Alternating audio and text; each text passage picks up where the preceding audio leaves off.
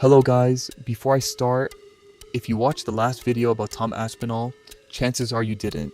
It got blocked. Maybe by his team, maybe by the UFC, who knows.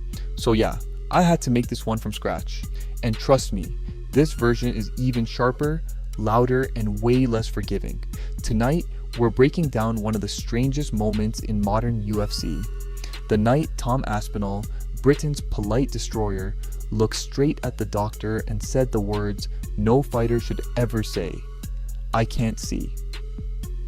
We'll talk about the moment the warrior spirit got replaced by a podcast microphone, why Tom might be the symbol of a generation raised on support systems instead of scars, and how even a loss can now be monetized like merch. And just to be clear, we're not defending Gane here. He did it on purpose. Everyone saw it. But that's not the point of this video. It's not about the poke. It's about the man who got poked. It's about what happens when a fighter stops being a predator and starts acting like a professional patient. Tom Aspinall, the UK's golden boy, the polite killer with the puppy energy, walks into the biggest fight of his life. And walks out because of 2 pokes to the eyes. He gets poked, backs up, squints, does the little blinking dance. We've all seen it. The ref calls the doctor in, and Tom, with all the confidence of a man who just left a dentist appointment, says the one sentence that ends careers. "I can't see." Brother, that's not honesty. That's suicide. In the fight game, "I can't see" is like saying "I surrender" in French. You don't say it. You blink, you fake, you stall, you buy the 5 minutes, you tell them it's fine. Because every fighter knows the same rule. The second you say those words, the fight is over. But Tom isn't that guy. He's too good, too polite, too raised right. The doctor looks at him. "Can you see now?" Tom hesitates, says, "Still blurry," and that's it. Fight done. Cameras cut, ref waves, crowd confused. And I'm sitting there thinking, that wasn't an injury, that was a personality flaw. Now, of course, the headline said the usual, unfortunate ending, accidental eye poke, safety first. The whole PR blanket, and a few hours later, Tom's team posts a photo, the famous tissue under the eye picture, like he just walked out of a bar fight in Manchester. Classic post-fight drama package. But guess what came next? 2 independent medical exams in the UAE confirmed there was no damage. Vision fine, cornea fine, retina fine. The man could probably read the sponsor logos from 10 meters. And here's where the story turns from sad to funny. They fly back to the UK, and suddenly the narrative evolves. Now it's 50% vision loss. Now it's career threatening. And then, I swear, they talk about it on a family podcast. You can't make this up. We used to have warriors who went silent for months after a loss. Now we get a PR tour with dad explaining that Tom is basically fighting blindfolded. And that's when I realized this wasn't just a bad night, it was a mirror of the modern fighter. Everything's clean, managed, insured. Pain is negotiable now. Fighters get cut, not by punches, but by public relations. There's a saying in the old gyms, pain builds silence. Fighters used to bleed and say nothing. They'd break a rib, swallow it, and keep going. But this generation, they bleed and tweet.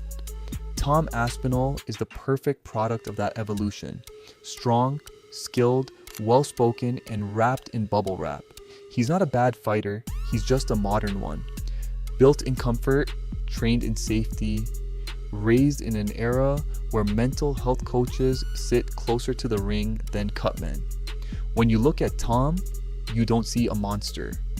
You see a system success story. Perfect nutrition, perfect recovery, perfect interviews. He's the poster boy for the scientifically engineered athlete. But here's the catch. When you remove the chaos, you also remove the edge. Fighters like Krokop, Hunt, or Nogueira didn't grow in safe environments. They grew in pain.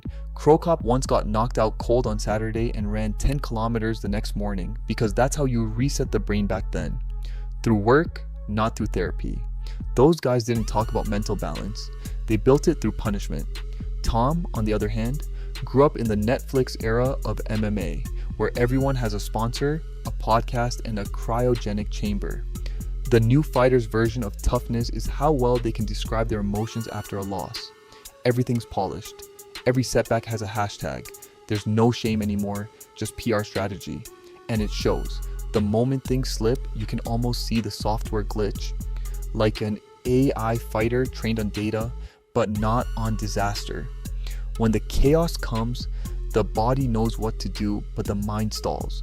Because this generation hasn't learned how to fight when there's no plan, no script, no second take.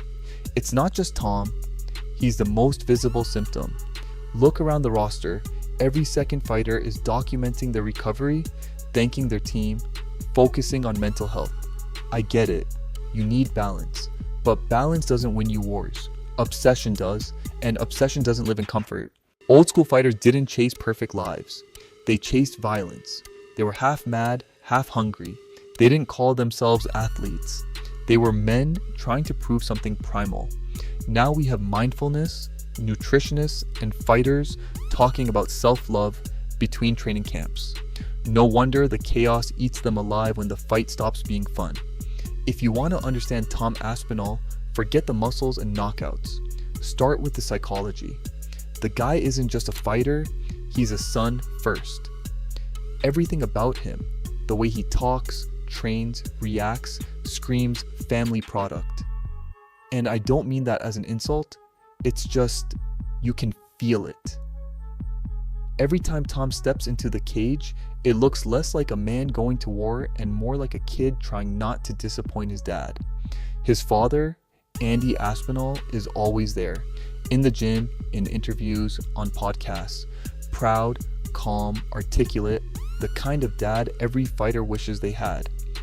Until it starts to weigh on them. Because when your entire identity is built around being his son, you never quite become yourself, and that's the paradox. Tom's greatest strength is also his leash. Watch any of his pre-fight interviews. There's always this undertone of humility, self-doubt, and that almost apologetic tone, as if he's trying to prove he's not arrogant.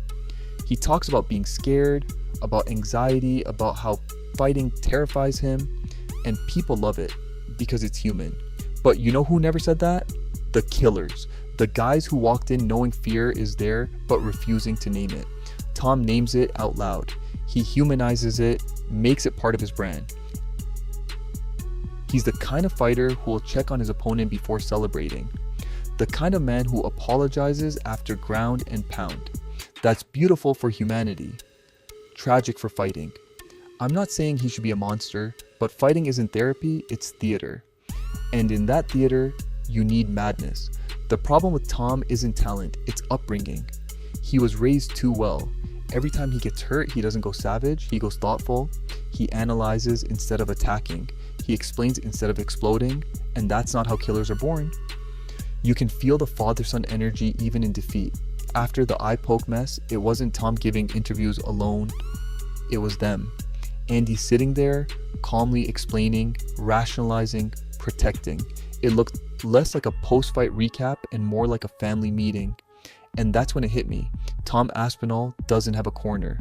He has a household. And you can't go to war with a household.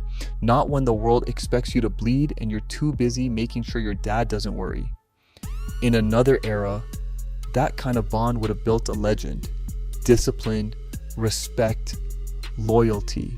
At the end of the day, the Tom Aspinall story isn't about an eye poke or a bad night in the cage. It's about a man who represents the modern version of fighting. Polished, polite, professional, and just a little too protected. He's got all the tools to be great, but none of the dirt that used to make greatness real. The old wolves had scars, this generation has therapists. So next time you see him, remember, this isn't hate, it's just perspective. He's not weak, he's just living in a time where the fight doesn't start in the cage. It starts with a doctor's note, a press conference, and 1,000 opinions online. Drop your comment, tell me what you really think. Do you respect the honesty or miss the old killers?